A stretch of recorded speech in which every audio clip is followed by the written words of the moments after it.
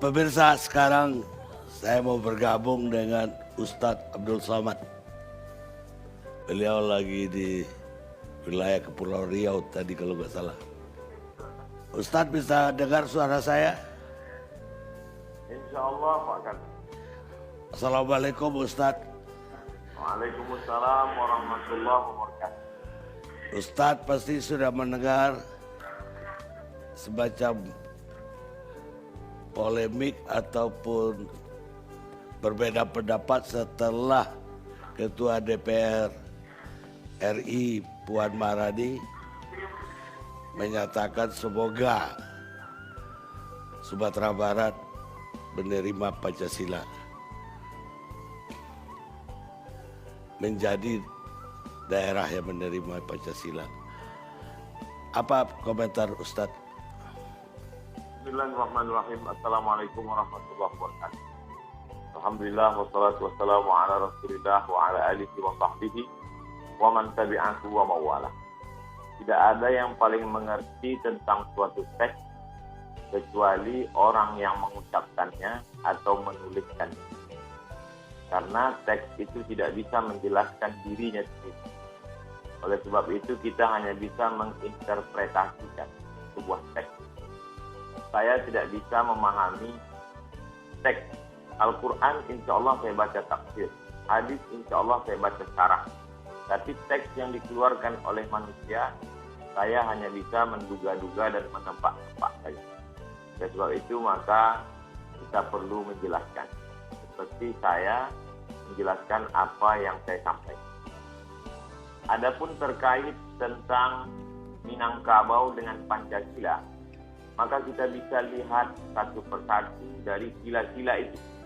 Sila yang pertama misalnya ketuhanan yang Maha Esa. Maka berbicara tentang ketuhanan, saya masuk ke suku Akit, suku Laut, suku Sakai, suku Talang, suku Anak Dalam, suku Kubu. Maka di sana masih ada orang yang tidak bertuhan. Saya menyaksikan sendiri mereka menggantungkan kain-kain putih lalu tidak tahu apa yang mereka sembah. Masih ada suku-suku Melayu tua yang belum bertuhan.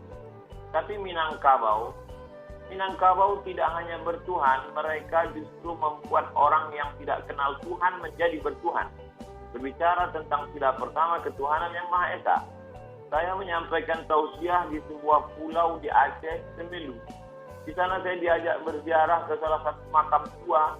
Dan orang tua yang menyebarkan Islam itu berasal dari Minangkabau. Kemudian saya pula bertausiah di Sulawesi Tengah di Palu. Di atas bukit di Palu itu juga ada makam tua penyebar agama Islam juga datang dari Minangkabau. Oleh sebab itu sila pertama ketuhanan yang Maha Esa, maka Minangkabau adalah para suluk di tengah gelap yang membawa syiar Islam. Yang kedua tentang kemanusiaan. Di depan rumah orang Minangkabau ada rangsiang, tempat menyimpan beras. Beras itu dibagi-bagi lagi. Ada beras yang dimakan keluarga, tapi juga ada beras yang jadi makanan untuk fakir miskin. Orang Minangkabau adalah orang yang paling peduli terhadap kemanusiaan. Oleh sebab itu, orang Minangkabau membuka rumah makan. Mereka tidak menganggap pekerja itu sebagai kuli yang digaji, tapi mereka dianggap sebagai saudara yang sistemnya bagi hasil. Karena mereka melihat sebagai kemanusiaan. Itu maka rumah makan berkembang pesat yang hari ini dia menjadi tukang angkat piring. Tahun depan dia insya Allah akan punya rumah makan. Kemanusiaan. Tentang persatuan Indonesia, orang Minangkabau amat sangat cukup rukun dan syarat untuk membuat sebuah negara. Masalah diplomasi, tidak ada yang lebih hebat daripada diplomasi Haji Agus Salim. Dia berhadapan dengan orang-orang Belanda, orang-orang Eropa, berbagai macam bahasa dunia dia kuasai. Tentang masalah ekonomi, kita tahu siapa Bapak Koperasi Indonesia, ialah Bung Hatta. Tentang masalah agama, jangan tanya lagi. Orang Minangkabau, prestasi agamanya bukan tingkat nasional, tapi dia adalah Imam Masjidil Haram, Syekh Ahmad Khatib Al-Minkabawi. Universitas Al-Azhar dalam sejarah hanya sekali memberikan penghargaan Dr. Honoris Causa kepada seorang ayah yang anaknya juga mendapatkan honoris causa. Dia adalah Haji Abdul Malik Karim Amrullah, dan ayahnya Abdul Malik Karim Amrullah juga mendapatkan honoris causa dari Al-Azhar. Ekonomi, politik, agama, orang Minangkabau punya. Bagaimana dengan tentara? Tentara-tentara Minangkabau tidak dididik di Indonesia. Haji Miskin, Haji Tiobang, Haji Sumani, Tuan Kunan Renceh, mereka adalah tentara-tentara yang luar biasa. Tapi kemudian mereka tidak membuat negara, mereka justru menggabungkan diri dengan Negara Kesatuan Republik Indonesia. Karena mereka mengamalkan pengawal Persatuan Indonesia. Tentang masalah musyawarah, sila yang keempat. Musyawarah, bule ayah dek pambuluh, bule kato dek mufakat. Air itu menjadi bulat kalau dia lalu di pembuluh. Sedangkan kata itu menjadi bulat kalau dia ada musyawarah mufakat. Orang Minangkabau tidak mengambil keputusan sendiri dengan kepalanya sendiri. Dia tahu dia mungkin silap, salah, dan lupa. Orang Minangkabau mengenal filosofi tiga tungku sajarangan. Kalau kita memasak ada 3 tungku di sana. Tungku inilah yang menampung dandang yang begitu besar. Tungku ini juga yang merasakan panasnya api di bawah. 3 tungku sajarangan. Nenek mama, alim ulama, cerdik pandai. Orang Minangkabau berkata, duduk sendiri sampai duduk bersama lapang. Duduk sendiri terasa sempit, tapi kalau duduk bersama terasa lapang. Kenapa demikian? Karena mereka lebih mengutamakan musyawarah dan mufakat. Lalu kemudian tentang keadilan sosial. Orang Minangkabau amat sangat adil. Anak didukung, kemanakan dipangku. Perempuan Minangkabau tidak pernah perlu jauh dari kampung halaman yang untuk mencari makan. Kenapa demikian? Karena mereka punya nenek mama yang adil. Perempuan tidak pernah mengalami diskriminasi. Karena perempuan ada harato tinggi yang tidak dibagi. Sebagian ulama mempermasalahkan harato tinggi. Kenapa tidak dibagi menjadi ahli waris? Karena itu sebenarnya adalah wakaf keluarga. Ketika seorang perempuan tidak punya suami atau ayahnya meninggal, tidak keluarga laki-laki tidak ada. Siapa yang akan menyara hidup dia, memberi makan dia? Ada harato tinggi. Mereka amat sangat mengutamakan keadilan. Orang Minangkabau amat sangat Pancasilais. Mana buktinya? Dari mulai Sabang sampai Papua. Pesawat saya mendarat di Sorong. Begitu turun saya di airport, tangan melambai dari jauh. Saya suruh dia mendekat ke mobil saya tanya, ada apa? Ambo urang Payakumbuh.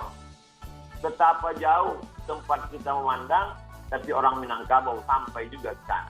Saya diminta untuk memberikan sepatah 2 patah kata untuk penggalangan dana Surau Sydney namanya. Tidak hanya di Indonesia, sampai ke Sydney orang Minangkabau bisa bersosialisasi. Dia diterima di mana dia berada. Karena orang Minangkabau punya filosofi di mana tanah diinjak, di situ langit dijunjung. Di mana bumi dipijak, di situ langit dijunjung. Orang Minangkabau tidak pemarah. Orang Minangkabau tidak pendendam. Orang Minangkabau bagaimana berdebat hebatnya Muhammad Yamin dengan Buya Hamka. Tapi kemudian sebelum meninggal dunia, apa kata Muhammad Yamin? Nanti jenazahku tolong dibawakan oleh Buya Hamka ke kampung halaman. Mereka memang berdebat. Mereka memang orang-orang yang argumentatif. Tapi hati mereka lembut dan baik. Lalu kemudian 3 bulan. Kalau kita merdeka 17 Agustus, 3 bulan sebelum itu, 29 Mei 1945. Maka Muhammad Yamin, putra Minangkabau, sudah menyuarakan tentang pri kebangsaan. Kemudian pri kemanusiaan. Setelah itu lalu kemudian pri ketuhanan, pri kemasyarakatan. Lalu kemudian kesejahteraan dan sosial. Jadi embrio pemikiran Pancasila itu berawal bermuara dari Minangkabau. Lalu kemudian barulah disuarakan oleh Bung Karno. Lalu kemudian disusun secara rapi dan sistematis oleh 9 orang. Dan di antara 9 orang itu 3 orangnya adalah Minangkabau. Agus Salim, Sultan Syahrir, dan kemudian pula Agus Salim, Muhammad Yamin, dan Bung Hatta. Kalau 9 orang ada 3 orang Minangkabau, maka sesungguhnya Minangkabau mewarnai setiap gerak langkah pemikiran orang Indonesia. Jadi saya kira ini adalah ikram gratis untuk anak-anak muda Minangkabau supaya dia lebih memahami siapa Minangkabau, apa Minangkabau, bagaimana sejarah orang Minangkabau. Saya menganggap di balik ini semua tentu Ustadz selalu berkata ada hikmahnya, tapi tentu juga di sana ada pelajaran berharga. Man takallama faqad arada aqlahu 'alan nas. Siapa yang berbicara, sesungguhnya dia sedang mempresentasikan isi kepalanya kepada orang banyak. Siapa yang berbicara, dia sedang menunjukkan isi kepalanya kepada orang banyak. Oleh sebab itu, kalau kita tidak terlalu terlatih biasa untuk bicara, lebih baiklah bicara pakai teks, lebih selamat. Karena kita pun memang sudah terbiasa berbicara pakai teks dari dulu sampai sekarang. Saya pun sebelum bicara, saya latih-latih dulu. Mudah-mudahan tidak terpeleset karena kita manusia biasa, boleh jadi kita terlupa, tersilap, dan tersalah. Saya kira demikian, Bang Karti. Terima kasih banyak Ustadz sudah bergabung bersama kami. Pemirsa, intinya dari Ustadz Bustaman, orang Minang itu udah di mana-mana dan Pancasilais, karena filosofinya di mana bumi dipijak, di situ langit dijunjung, di situ pula ranting dipatah. Maksudnya di bumi yang dipijak itu adatnya kita pakai. Karena itulah orang Minang, kalau dia udah lahir di Aceh, dia lama-lama mengatakan dia orang Aceh, bukan orang Minang lagi. Dia lahir di Palembang, dia akan bilang dia orang Palembang. Dia lahir di Ambon, dia akan mengatakan dia orang Ambon. Jadi sebetulnya orang Minang itu adalah orang Indonesia. Kita lihat sejenak.